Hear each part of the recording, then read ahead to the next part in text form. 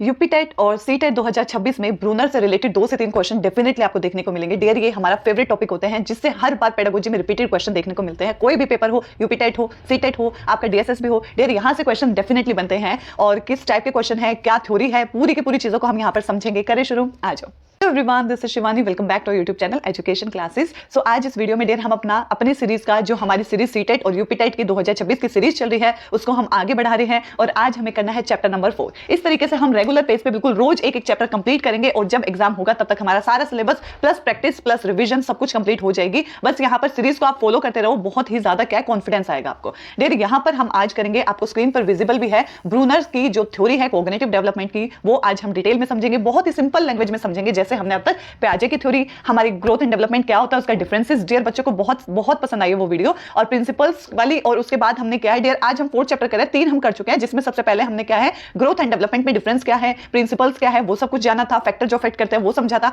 Chapter 2 में हमने समझा था कि हमारे जो बच्चों का कितने एज में कितना ग्रोथ होता है, कितना विकास होता है, डेवलपमेंट होता है, वो सारी चीजें समझी थी। चैप्टर 3 में डियर हमने समझा था, यहाँ पर चैप्टर 3 में हमने पियाजे की जो कॉग्निटिव डेवलपमेंट की थ्योरी है वो समझी थी। डियर आज हम अपनी कॉग्निटिव डेवलपमेंट में, कॉग्निटिव की डेवलपमेंट में जिन्होंने थ्योरी दी थी उसका सेकंड है ये, फर्स्ट पियाजे है, सेकंड में ब्रूनर है। देन जो आपको 5th चैप्टर मिलेगा उसमें हम वाइगोत्स्की को देखेंगे और यहां पर कॉग्निटिव को कंप्लीट कर देंगे। इसके बाद हम आगे ऐसे ही सीरीज को बढ़ाएंगे जिसमें मोरल डेवलपमेंट, इमोशनल, जिन जिन की भी थ्योरीज है रिलेटेड टू डेवलपमेंट, हम सारी चीजों को एक एक करके यहां कंप्लीट करेंगे। ठीक है, अब डियर यहां पर ब्रूनर से रिलेटेड किस टाइप के क्वेश्चंस बनते हैं वो सारी चीज हम एक बार थ्योरी पढ़ने के बाद जरूर डिस्कशन करेंगे, कैसे क्वेश्चन बन सकते हैं और कैसे बनते आए हैं। ठीक है, इस टॉपिक से कैसे क्वेश्चन बनते हैं बेसिकली यही देखेंगे। डियर यहां पर हम शुरू करेंगे ब्रूनर की theory of cognitive development. Cognitive development मतलब आपका क्या है, संज्ञानात्मक विकास बोल सकते हो, मस्तिष्क का विकास बोल सकते हो कि बच्चों का किस एज में कितना विकास होता है। वहां पर उस आधार पर हमारे साइकोलॉजिस्ट ने अपनी अपनी थ्योरीज दी थी। जैसे कि हमने पियाजे का देखा, सबसे पहले कॉग्निटिव थ्योरी का नाम आते हैं पियाजे साहब आ जाते हैं, उसके बाद हमारे ब्रूनर आते हैं, फिर हमारे वाइगोत्स्की आते हैं। इस टाइप से हमारी कॉग्निटिव की खत्म होती है। फिर इसी सीरीज में आगे बढ़ते हुए हमारा मोटिवेशन चैप्टर एक हम बीच में कर लेंगे, उसके बाद हम मोरल डेवलपमेंट को शुरू करेंगे जिसमें हम कोलबर्ग और सारी चीजों को यहां पर करते जाएंगे टिल एग्जाम। ओके, तो शुरू करते हैं अब अपनी थ्योरी को अच्छे से, बिल्कुल बहुत ही सिंपल लैंग्वेज में मैंने लिखा है नोट्स को और अच्छे से समझने का यहां कोशिश करना और मैं बहुत ही अच्छे से आपको समझाने का प्रयास करूंगी कि इजी वे में आप वहां पर कभी भूल ना पाओ। डियर वीडियो को लास्ट तक जरूर देखना, इससे रिलेटेड कैसे क्वेश्चन बनते हैं वो वीडियो के लास्ट में मैं आपको जरूर बताऊंगी। ठीक है, अब जैसे आपको सामने ये स्क्रीन पे दिख रहा है Bruner theory of cognitive development और इसमें मैंने स्टेजेस भी बता रखे, इनेक्टिव, आइकॉनिक और सिंबॉलिक, वो सारी चीजों के बारे में हम डिटेल में अब समझेंगे। पहले एक बार इनकी थ्योरी को देख लेते हैं। डियर देखो ऐसे में आपको नोट्स भी दिख रहे हैं और यहाँ पर फेस भी विजिबल है। ठीक है, तो इस तरीके से हम क्या है कंटेंट को समझते हुए आगे चलेंगे। सबसे पहले आता है हमारा ब्रूनर की थ्योरी। बेसिकली ब्रूनर की थ्योरी में क्या था, ब्रूनर ने बस ये कहा अपनी पूरी थ्योरी में कि बच्चा जो है जो भी एक्सपीरियंस करता है ना सोसाइटी में रह के जो भी उसको एक्सपीरियंस करता है उसको वो किस तरीके से शो करेगा, एक्सप्रेस किस वे में करेगा। बस बेसिकली वही बताया कि बच्चा अपने जो एक्सपीरियंस सोसाइटी से करेगा ना उसको एक्सप्रेस करने का हर स्टेज में बच्चे का तरीका अलग होता है, हर एज में बच्चा एक्सप्रेस अलग तरीके से करता है। कोई छोटा बच्चा है उसको भूख लगी है, भूख लगने के लिए वो रो रहा है, थोड़ा बड़ा बच्चा हुआ उसको भूख लग रही है वो बता पा रहा है। तो वही क्या है अपने एक्सपीरियंस को एक्सप्रेस करने का जो तरीका होता है यहां पर ब्रूनर ने उसको बांट दिया है। ठीक है, हम बेसिकली 3 स्टेजेस जो पढ़ेंगे वो यही है कि यहां पर बच्चे को 3 तरीके से वो एक्सप्रेस कर सकता है और बेसिकली अपनी पूरी थ्योरी में उन्होंने यही कहा था कि बच्चे को हर एज में अपना अलग अलग वे होता है, अलग अलग तरीका होता है, अपने क्या है अपने जो एक्सपीरियंस क्या है उन विचारों को एक्सप्रेस करने का जो तरीका होता है वो बहुत अलग होता है। ठीक है, बहुत ही सिंपल छोटी सी थ्योरी है ये, जिस तरीके से हमने अच्छे से पियाजे को समझा था आज इनको समझते हैं और फिर कल हम वाइगोत्स्की को समझ लेंगे। देखो आपको सामने विजिबल भी है और मैंने बहुत ही सिंपल लैंग्वेज में इसको लिखा है और आपको पीडीएफ टेलीग्राम पे मिल जाएगी। जिन बच्चों को चाहिए है बता देना, कमेंट कर देना, मैं टेलीग्राम पे सेंड कर दूंगी। देखो लिखा है सामने, मेन फोकस क्या था इनका पूरा मेन फोकस था कि कैसे बच्चा अपने एक्सपीरियंस को एक्सप्रेस करता है। देखा मैंने यही बताया किस तरीके से बच्चा एक्सपीरियंस करेगा चीजों को बाहर से सोसाइटी से और वो एक्सप्रेस किस तरीके से करेगा वो बेसिकली इनकी थ्योरी में है। मतलब क्या है, रिप्रेजेंटेशन कैसे करेगा बच्चा, बाल्यावस्था में है तो अलग तरीके से करेगा, किशोर अवस्था में है तो अलग तरीके से, इन्फेंसी पीरियड में है बोल नहीं पा रहा है रो के दिखाएगा। ठीक है, तो ये क्या है बच्चों के माइंड में किस तरीके से थिंकिंग और थॉट चल रहा है, कैसे डेवलप हो रहा है, ये सारी चीज डिपेंड करती है इसके ऊपर। ठीक है, अब आगे देखो, अब बिल्कुल सिंपल भाषा में ये मैंने खुद नोट्स तैयार किए। डियर अपनी सोसाइटी में जो बच्चे को ज्ञान गेन होता है ना, उन्होंने देखा है चीजों को, तो डियर वो क्या करते हैं एक्सप्रेस किस तरीके से करता है उन विचारों को, उन एक्सपीरियंस को उन्होंने देखा। बच्चा अलग अलग तरीके से अलग अलग स्टेजेस में अलग अलग वे में देखो यहाँ पर हमारे ब्रूनर ने क्या देखा, उन्होंने देखा कि हर एक स्टेज में बच्चे का एक्सप्रेस करने का तरीका अलग अलग है। अब कोई छोटा बच्चा वो वर्ड नहीं बोलता है, वो एक्शन से दिखा रहा है, कोई बच्चा यहाँ पर सिंबल्स का आधार पर, ठीक है। यहाँ पर बस यही है कि यहाँ पर इन्होंने बोला कि बच्चे की जो क्या है, अलग अलग स्टेज में बच्चे का जो तरीका होता है एक्सप्रेस करने का वो अलग अलग होता है, उनकी मेंटल एज के अकॉर्डिंग, मेंटल स्ट्रक्चर के अकॉर्डिंग अलग अलग तरीका है। मेंटल एज या मेंटल स्ट्रक्चर क्या है, बस यही है कि बच्चे की उम्र कितनी है, बच्चे की समझ कितनी है, उस हिसाब से वो चीजों को व्यक्त करेगा, ठीक है। तो आगे देखिए, अब यहाँ पर एक चीज मैं शुरू करने से पहले बता दूं डियर, बेसिकली हमने देख लिया किस चीज के ऊपर इनकी थ्योरी थी। अब इन्होंने अपने जो प्रिंसिपल्स, अपनी पूरी थ्योरी बनाई है, तो कुछ प्रिंसिपल्स भी तो दिए होंगे ना। तो इन्होंने क्या किया, इन्होंने ना ये एग्री करते थे कुछ प्रिंसिपल्स प्याजे के, तो कुछ प्रिंसिपल वाइगोत्स्की के इनको ज्यादा अच्छे लगे, सही लगे, समझ आया उनको कि हाँ ये बिल्कुल ठीक कह रहे हैं। तो इन्होंने इन दोनों के प्रिंसिपल्स को जोड़ के अपने प्रिंसिपल्स बनाए हैं, ठीक है। यहाँ पर कुछ हिस्सा प्याजे से लिया इन्होंने, कुछ वाइगोत्स्की से लिया और मिलाकर यहाँ पर अपने खुद के प्रिंसिपल्स तैयार किए, ठीक है। अब देखो यहाँ पर आपको स्क्रीन पे विजिबल है, सॉरी, प्याजे और कौन, वाइगोत्स्की के प्रिंसिपल्स को कुछ महत्वपूर्ण अंशों को शामिल किया, पूरे ने कुछ महत्वपूर्ण पॉइंट्स उनको अच्छे लगे तो उनको शामिल करा। जो इन्होंने सबसे इंपॉर्टेंट प्रिंसिपल बताया, जिसका उल्लेख जीन प्याजे ने भी किया है, क्या कि बच्चा जो है वो एक एक्टिव क्रिएचर है, बच्चा क्या है, सक्रिय प्राणी है, बहुत उत्सुक रहता है चीजों को जानने में, उनको बहुत रहता है कि डिस्कवर करे, चीजों को पता लगाए, ऐसा क्यों है, क्या है, कारण क्या है इसके पीछे, सारी चीजों के बारे में जानने में बहुत ही क्या है, बहुत ही ज्यादा उत्सुक होता है उस एज में बच्चा। तो बच्चा एक सक्रिय प्राणी है और एक्टिव क्रिएचर है, वो डिस्कवर करता है चीजों को, नॉलेज को खुद डिस्कवर करता है। बच्चे को छोड़ दो, वो चीजें एक्सप्रेस करेगा, एक्सपीरियंस करेगा, खुद चीजों को लर्न करेगा, ठीक है। बच्चे क्या कहते हैं, एक्वायर करते हैं नॉलेज को, उसमें इंप्रूवमेंट भी वो खुद ही करते हैं। इसका कहने का मतलब ये है कि बच्चा एक सक्रिय प्राणी है, एक्टिव क्रिएचर, अपनी नॉलेज सब कुछ खुद ही करना उसको। इस एज में क्या है, बच्चे के अंदर क्या है, बहुत ही ज्यादा क्यूरियोसिटी होती है, बच्चे में जानने की इच्छा होती है कि क्यों है, इसके पीछे का कारण क्या है, समझने में वो खुद ही लगा रहता है। इसलिए क्या है, जीन प्याजे के ये जो सिद्धांत है कि बच्चा एक क्या है, एक्टिव क्रिएटर है, एक एक्टिव क्रिएचर है, तो यहां पर इस चीज को एक्सेप्ट किया था कि इन्होंने, ब्रूनर ने भी, कि हाँ ये प्याजे ने बहुत ही सही बात कही है, ठीक है। तो प्याजे से इन्होंने ये ले लिया कि हाँ बच्चा एक एक्टिव क्रिएचर है और खुद ही नॉलेज को गेन करता है। दूसरी ओर वाइगोत्स्की का देखें तो डियर, इनको वहां पर स्क्रैप फोल्डिंग बहुत ही अच्छा पॉइंट लगा था, बहुत ही अच्छा प्रिंसिपल लगा था। इन्होंने वाइगोत्स्की का क्या है, स्क्रैप फोल्डिंग ले लिया कि हाँ बच्चे के अगर थोड़ा सा बड़े व्यक्ति उनकी थोड़ी सी सहायता कर दे तो बच्चा बहुत ही हार्ड चीज को भी इजीली कर सकता है, बहुत अच्छे से चीजों को समझ सकता है। तो यहां पर इन्होंने वाइगोत्स्की का स्क्रैप फोल्डिंग प्रिंसिपल्स को अपने में ऐड करने का प्रयास किया। अब यहां देखो लिखा है, एक इन्होंने यह भी कहा कि बच्चों के विकास में बड़ों का योगदान बहुत अधिक है, बहुत इंपॉर्टेंट है, और जिसको वाइगोत्स्की ने भी यूज किया है टर्म देकर, स्क्रैप फोल्डिंग, बिल्कुल। तो इन्होंने भी ले लिया कि हाँ बच्चे के विकास में बड़ों का बहुत ही बड़ा योगदान होता है। कई बार बच्चे हार्ड चीज को नहीं कर पाते, थोड़ी सी हेल्प मिल जाए, थोड़ा सा मोटिवेशन मिल जाए, थोड़ा सा उसको समझ, मतलब उसको समझने वाला मिल जाए, हेल्प करने वाला, तो डियर वो बहुत इजीली हर चीज को कर सकता है। इन्होंने वाइगोत्स्की के सिद्धांत में एक वर्ड का यूज किया था अपनी थ्योरी में, वो था स्क्रैप फोल्डिंग। जैसे कि बड़े जो हैं वो बच्चों की हेल्प कर सकते हैं, सहयोग कर दे तो मुश्किल से मुश्किल चीज भी बच्चा कर सकता है। तो ये दो चीजों के प्रिंसिपल्स को यहां पर यूज किया है किसने, ब्रूनर ने, अपनी थ्योरी में। डियर अब इसके साथ एक इन्होंने क्या है, एक इंपॉर्टेंट वर्ड स्पाइरल करिकुलम को भी यहां पर यूज किया है, अभी इन्हीं के बिहाव पर, कि स्पाइरल करिकुलम क्या होता है। स्पाइरल मतलब कभी फास्ट कभी स्लो, कभी फास्ट कभी स्लो, ये होता है ना स्पाइरल।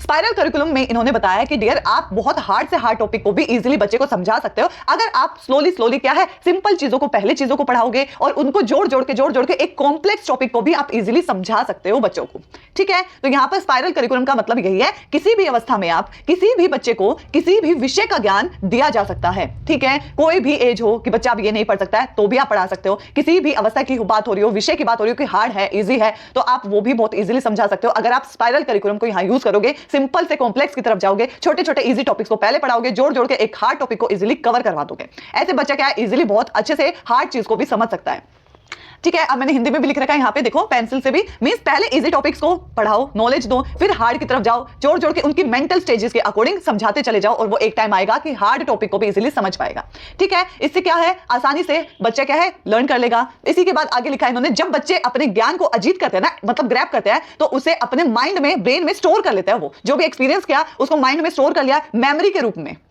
ठीक है, मेमोरी के रूप में, साइन के रूप में, सिंबल्स के रूप में माइंड में रख लेते हैं, ठीक है, स्टोर करते हैं। और फिर क्या है, अपने अपने एज के अकॉर्डिंग उन विचारों को एक्सप्रेस करने का सभी का तरीका भी अलग होता है, ठीक है। तो बेसिकली इनकी पूरी थ्योरी थी एक्सपीरियंस को कितने तरीके से बच्चा एक्सप्रेस कर सकता है। तो मेनली इन्होंने 3 मोड ऑफ रिप्रेजेंटेशन दिया था, जिसको आप इनकी क्या है, स्टेजेस ऑफ ब्रूनर की थ्योरी भी बोल सकते हो। 3 प्रकार से इन्होंने स्टेजेस दी हैं। सबसे पहले अब यहां पर हम एक एक करके समझेंगे डियर, एक एक करके समझेंगे। 3 स्टेजेस ऑफ क्या है, कोग्निटिव डेवलपमेंट। अब इन्होंने पहली जो स्टेज दी है डियर, एक्सप्रेस करने के बिहाफ पे इन्होंने कहा है कि बच्चा एक्सप्रेस करता है अलग अलग एज में अलग अलग तरीकों से। पहले इन्होंने स्टेज दी है इनएक्टिव स्टेज, जिसमें बच्चे क्या है, एक्टिव बेस्ड बोलते हैं, सॉरी एक्शन बेस्ड बोला जाता है। बच्चा बहुत ही ज्यादा एक्टिव होता है डियर। ये जो एज है ना, ये 0 से लेकर सिर्फ 1 साल तक के बच्चे की है। अब आप ये सोचो 1 साल का बच्चा कितना छोटा होता है, उनके पास कोई वर्ड होते ही नहीं एक्सप्रेस करने के लिए, बिल्कुल भी नहीं, वो सब कुछ अपने एक्शंस के बेस पे। अब छोटा बच्चा भूख लगेगी तो ये थोड़ी कह सकता है मामा मुझे भूख लगी है, वो तो रोने लग जाएगा। तो वो क्या तरीका है, एक्शन बेस्ड होते हैं, ठीक है। तो इनको बोला है क्रियात्मक स्टेज या फिर इनएक्टिव स्टेज। डियर क्वेश्चन यही बनता है, सबसे इंपॉर्टेंट क्वेश्चन इस थ्योरी में यही बनता है कि कौन सा हमारा ब्रूनर की स्टेज में नहीं आता है। 3 स्टेजेस है, इनके अलावा कोई भी ऑप्शन में दिख जाए तो आप समझ जाना वो नहीं है, ठीक है। और कई बार क्वेश्चन आता है कौन सी स्टेज की एज कितनी है और बच्चे के क्या है, लाइक आप इनएक्टिव है तो इनएक्टिव में किस चीज के ऊपर बेस्ड है, तो ये एक्शन बेस्ड है। आइकॉनिक है तो पिक्चर बेस्ड है, तो ये बेस्ड आप देख लेना किस पे क्या है, क्योंकि इससे क्वेश्चन बन जाता है। बिल्कुल मिस नहीं करना इस चीज को, बहुत इंपॉर्टेंट है। यूपी टाइट हो, सी टाइट हो, यहां पर रिपीटेडली क्वेश्चन बनते हैं डियर, ठीक है। टॉपिक से कैसे क्वेश्चन बन सकते हैं वो मैं आपको बताती हुई चलूंगी हर टॉपिक में साथ में। तो यहां पर इनएक्टिव आपको पता है कि यहां पर 0 से 1 साल तक का बच्चा एक्शन बेस्ड यहां पर लर्निंग हो रही है। क्रियात्मक स्टेज बोलते हैं, क्रिया के आधार पर बच्चा एक्सप्रेस करता है हर चीज को, जैसे यहां आपको दिख रहा है।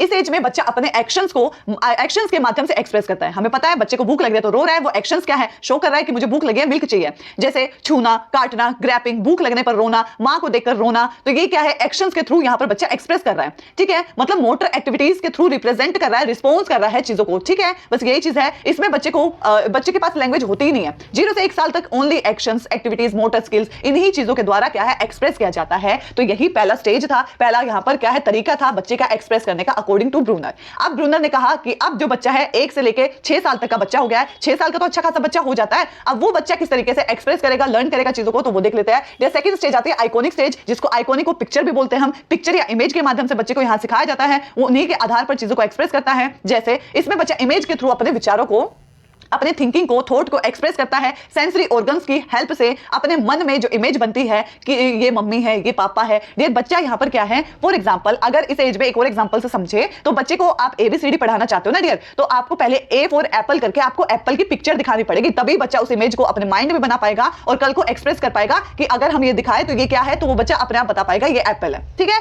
तो यहाँ पे आपको इमेज के थ्रू बच्चे को समझाना पड़ेगा। ऐसे ही 1 से लेकर 6 साल तक बच्चा क्या है, एक इमेज बना लेता है कि हाँ मेरी मम्मी ये है। अब एक बात बताओ, छोटा बच्चा उसको ये थोड़ी पता मम्मी को, धीरे धीरे वो इमेज है मम्मी का जो फेस है उसको ग्रैब कर लेता है, दिमाग में बिठा लेता है कि ये शक्ल वाली मेरी मम्मी है, ठीक है। तो ये पिक्चर के आधार पर दिमाग में बिठा लेना कि ये शेप आ गई है तो ये एप्पल है, ये शेप है तो ये बनाना है, ठीक है। तो इस तरीके से बच्चा सिंबल्स के माध्यम से चीजों को एक्सप्रेस करने लगता है। अब यहां पर देखो आपको दिख रहा है कि मम्मी है, चीजों की इमेज बनती है, जिस जगह उनके मन जो किसी जगह की या किसी भी चीज के उनके मन में जो भी आता है ना, उसका एक आकार होता है और वो आकार पिक्चर के माध्यम से वो अपने दिमाग में बिठा लेता है, ठीक है। कि ये मेरी मम्मी है, ये बाइक है, ये पेन है, हर चीज को क्या है देखकर वो पता लगा सकता है उस इमेज के माध्यम से। कि मान लो अगर मैं यहाँ पर बुक भी दिखा रही हूँ तो ये आपको दिख रहा है ना कि ये ऐसे खुलने वाली चीज है तो ये बुक है। तो डियर ये इमेज के माध्यम से बच्चा दिमाग में अपने में बिठा लेता है कि अगर आगे चल के किसी ने ये चीज दिखाई तो ये क्या है, बुक है, क्योंकि मैंने दिमाग में बिठा लिया कि इस शेप वाली चीज ऐसी बुक होती है, ठीक है। तो इसी तरीके से बच्चा एक्सप्रेस करता है अपने ज्ञान को, ठीक है।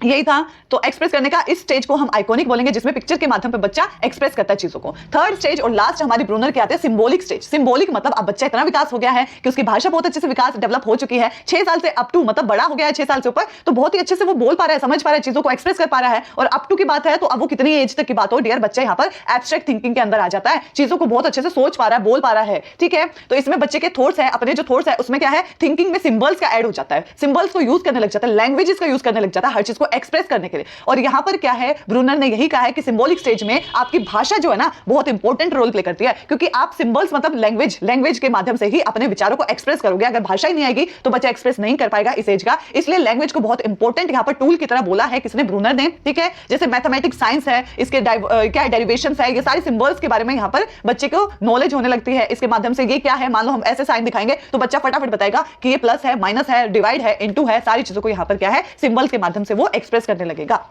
आगे ब्रूनर ने बोला है लैंग्वेज इंपॉर्टेंट है बच्चे के अपने थॉट्स को एक्सप्रेस करने के लिए इस एज में, ठीक है। ये हमें पढ़ा है अच्छे से। आगे देखो, जीन पियाजे भी मानते हैं, क्या मानते हैं, जीन पियाजे का मानना ये है कि बच्चों का पहले ना थॉट का विकास होता है, पहले बच्चा माइंड में चीजों को सोच लेता है, उसके बाद आपका भाषा का विकास होता है। यही वाइगोत्स्की ने इसका उल्टा कहा था कि पहले बच्चे की लैंग्वेज का डेवलपमेंट होगा, तभी जो वो सोच रहा है वो एक्सप्रेस कर पाएगा, ठीक है। और यहीं पर हमारे ब्रूनर ने भी यही कहा है क्या, कि बच्चे के जो थॉट है ना, बच्चों के थॉट के डेवलपमेंट के लिए लैंग्वेज का होना बहुत ज्यादा जरूरी है। बच्चा जो सोच रहा है, लैंग्वेज नहीं होगी तो वो एक्सप्रेस नहीं कर पाएगा ना, तो भाषा को यहाँ पर ब्रूनर ने ज्यादा इंपॉर्टेंस दी है। ठीक है, तो थॉट के साथ लैंग्वेज का होना बहुत जरूरी है। आगे देखो, बच्चा लैंग्वेज के माध्यम से अपने ज्ञान को लोगों तक एक्सप्रेस करता है। ठीक है, अपने ज्ञान को बढ़ाता है इसी तरीके से। तो यहीं पे हमारा लिखा है, दूसरा पॉइंट आता है, इन्होंने ये भी माना है कि बच्चे के थॉट में बड़ों का रोल बहुत अधिक होता है। फिर से यहाँ स्क्रैफोल्डिंग के बारे में इन्होंने कहा है कि बच्चे के जो आपका क्या है विचार है वो यहाँ पर डेवलप होंगे और यहाँ पर उनके विकास के लिए बड़ों का होना बहुत जरूरी है। बड़े क्या करते हैं, डायरेक्ट उनकी नॉलेज को इंप्रूव नहीं करते हैं, वो हेल्प करते हैं एक ऐसा एनवायरनमेंट क्रिएट करने में जिसमें बच्चा एक एक्टिव क्रिएचर है, खुद चीजों को करके सीखेगा, लर्न करेगा, अपनी नॉलेज को बढ़ावा देगा। ठीक है, अब यहां पे देखो बड़ों का रोल है, वो नॉलेज को ट्रांसफर करने वाला रोल नहीं। The elders more knowledge person not only transfer the knowledge to children, वो केवल और केवल अपने ज्ञान को बच्चों तक पहुंचाते नहीं है, बल्कि बट दे फैसिलिटेट करते हैं और एक ऐसा एनवायरमेंट क्रिएट करते हैं इन देयर, बच्चा क्या करता है, एक्वायर करता है नॉलेज को अपने खुद के एफर्ट्स लगा कर। ठीक है, ऐसे हेल्प करते हैं कि एक ऐसा एनवायरमेंट बना दिया, बच्चा खुद वहां पर इन्वॉल्व होकर चीजों को सीख रहा है। तो इस चीज के ऊपर ब्रूनर ने बहुत फोकस किया था। ठीक है, इस स्टेज में बच्चों को क्या है, बड़ों को समझ, इस स्टेज में बच्चे क्या है, बड़ों को समझने लगते हैं और अपनी नॉलेज को एक्सप्रेस करने लगते हैं। किसके माध्यम से, लैंग्वेज के माध्यम से। ठीक है, तो ये 3 स्टेज थी जो हमारी क्या है ब्रूनर ने दी थी। ठीक है, ये अच्छे से करके जाना, कई बार पूछा जाता है ब्रूनर की कौन सी स्टेज नहीं है, 3 दे दी जाएगी और 1 नहीं होगी, तो यहां पर क्या है इजीली आप कर सकते हो। देर यहां पर क्या है, आप एक तरीके से एक ट्रिक के माध्यम से भी इसको लर्न कर सकते हो।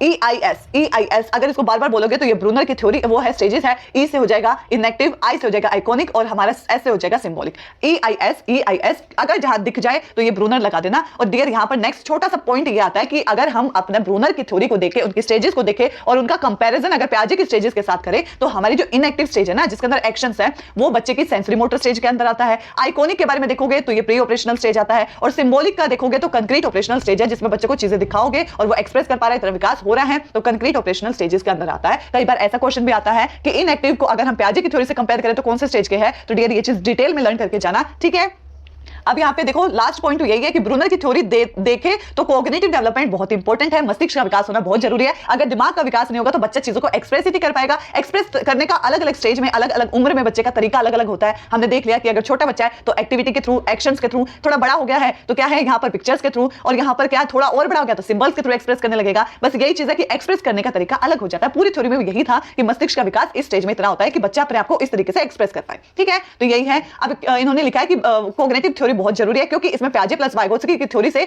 कुछ यहाँ पर क्या है समानताएं देखने को मिलती हैं और कुछ डिफरेंसेस भी देखने को मिलता है, क्योंकि इन्होंने क्या पियाजे और वाइगोत्स्की की पूरी थ्योरी नहीं ली, कुछ इंपॉर्टेंट ऐसे प्रिंसिपल जो इनको सही लगे उनको ऐड ऑन करके अपने खुद के प्रिंसिपल्स को जनरेट किया है। तो ये हमारी थ्योरी थी जो कि हमने देखी, किसकी, ब्रूनर की हमारी थ्योरी थी। ठीक है, आई होप आप सभी को बहुत अच्छे से और बहुत ही सिंपल भाषा में समझ आ गया होगा। हमने कोग्निटिव में कौन कौन से कर ली, डियर पियाजे हो गया, आज हमारी ब्रूनर कंप्लीट हो गया, कल आपको वाइगोत्स्की मिल जाएगा। इसी तरीके से आपको फिर क्या है, मैं पूरा सीरीज दिखा दूंगी कि इसके बाद हमारे ये है, इसके बाद ये है। डियर एक डिफरेंट प्लेलिस्ट बना दी है ताकि आप लोगों को रिवीजन करने में आसानी हो। अच्छे से यहाँ पर बिल्कुल सिंपल भाषा में समझो और ज्यादा से ज्यादा पीवाईक्यू लगाओ, प्रैक्टिस करो। और रात को हम मॉक तो लगाएंगे, क्वेश्चंस हम प्रैक्टिस करते हैं। डियर मॉक लगाओ, पीवाईक्यू लगाओ और तैयारी को बहुत ही जानलेवा करो, बिल्कुल बहुत अच्छे से डेडिकेशन से तैयारी करो, 200% क्लियर हो जाएगा। इसके अंदर हमारा थोड़ा सा डिफरेंस ये है, सीटेट और यूपी टेट में ऑल ओवर सिलेबस सेम है। थोड़ा सा डिफरेंस ये है कि हमारे जो यूपी टेट है इसके अंदर फैक्चुअल क्वेश्चन भी पूछे जाते हैं, और हमारे सीटेट में इतने फैक्चुअल नहीं, वो एप्लीकेशन बेस्ड ज्यादा आते हैं। तो डियर यहाँ पर डिटेल में हर चीज को समझते हुए हम चलेंगे। ठीक, लोगों से अब एक क्वेश्चन पूछा जाएंगे कि हमारे जो ब्रूनर की स्टेज है उसमें पहली स्टेज कौन सी थी, उसका नाम आप लोग कमेंट बॉक्स में कमेंट करके बताना।